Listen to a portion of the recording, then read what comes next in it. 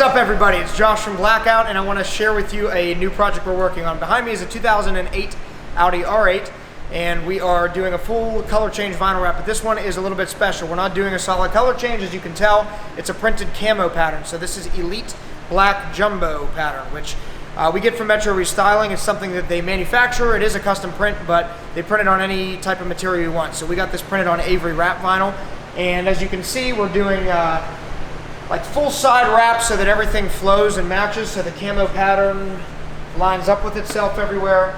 Not doing door jambs, but we did remove the front and rear bumpers, as well as some minor things like the mirrors to make sure that we can get a nice seamless install. Now it's time for dinner, so we'll see you later.